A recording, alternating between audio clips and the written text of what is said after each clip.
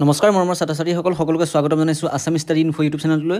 তো ছাত্ৰ-ছাত্ৰীসকল আজি 2025 বৰ্ষৰ হায়াৰ ছেকেণ্ডেৰী পৰীক্ষাৰ যিখন ইংলিছ কুৱেশ্যন পেপাৰ হৈ গ'ল এইখন তোমালোকৰ সলিউশ্যনকেইটা কৈ দিম মই। তোমালোকে কিমানটা কুৱেশ্যন শুদ্ধ কৰিলা কিমানটা ভুল কৰিলা তোমালোকে চাই যোৱা ভালদৰে। মই তোমালোকক কৈ যাম উত্তৰখিনিও তোমালোকে ভালদৰে কুৱেশ্যনকেইটা চাই যোৱা।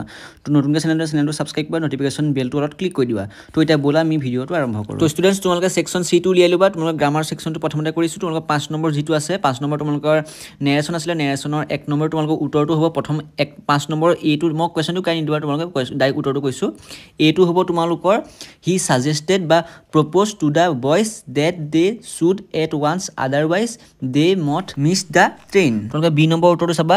Bimal said to Gopal I am the first boy in the class and I will remain so' till I left ইডি হ'ব দ্য স্কুল।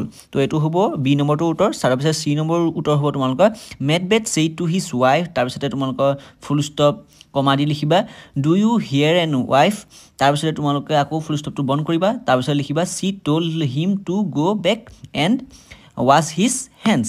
তো হেণ্ডছ লিখিবা তোমালোকৰ এইটো চি নম্বৰ উত্তৰটো হৈ যাব। নেক্সট তোমালোকে 6 নম্বৰটো চাবা। 6 নম্বৰটো ভইচ চেঞ্জ আছে। 1 নম্বৰটো চাবা যিটো এইটো আছে মই উত্তৰটো কৈছোঁ let the fire both be summoned. তোমালোকে চামানটোত লাষ্টত ই দি দিবা। তাৰপিছতে বিটো চাবা তোমালোকৰ বিটো হ'ব দ্য চিটা ইজ অলৱেজ প্লেড ই দি দিবা। তাৰপিছতে বাই চিটাৰ। তাৰপিছত তোমালোকে চিটো চাবা চিটো কৈছে আই হেভ বিন কেপ্ট ৱেটিং বাই হিম। তো এইটো হ'ব ইয়াৰ চি নম্বৰ উত্তৰটো। নেক্সট তোমালোকৰ যিটো ডি আছে ডিটো হ'ব তোমালোকৰ the software is being developed by the team. তো তোমালোকে ডেভেলপটোত ই দি দিব লাগিব, তাৰপিছতে বাই দ্য টিম। তো তাৰপিছতে তাৰ ই নম্বৰ কুৱেশ্যনটো হৈছে ই নম্বৰ কুৱেশ্যনটোৰ উত্তৰটো some one blew down the home. তো এফ নম্বৰ কুৱেশ্যনটোৰ উত্তৰটো হৈছে হোৱাই ডিড নট এনি ওৱান ব্ৰিং ডিড নট তোমাৰ ডিডণ্ট লিখিবা এনি ওৱান bring the maid to my matter. পাছৰ কুৱেশ্যনটো তোমালোকে চাবা। পাছৰ 7 নম্বৰটো আহিলে তোমালোকে ভাৰ্বকেইটা চাবা। প্ৰথম এটোত তোমালোকৰ বিলিভেই থাকিব, একে ছেম টু ছেম থাকিব। তাৰপিছতে তোমালোকে বিটো হ'ব হেভ বিন লিখিবা। তাৰপিছতে চাবা তাৰপৰা তোমাৰ চি নম্বৰটো হ'ব ৱাজ ৰেইনিং হ'ব। তাৰপিছতে ডি নম্বৰটো হ'ব তোমালোকৰ ডি নম্বৰটো চাবা ইজ ৱেইটিং হ'ব। তাৰপিছতে ই নম্বৰটো হ'ব হেড ৰিকুৱেষ্টেড, এফটো হ'ব কোড, আৰু জিটো হ'ব মেড, আৰু এইচটো হ'ব কামছ। ই এছটো তোমালোকে লাষ্টত লগাই দিব লাগিব।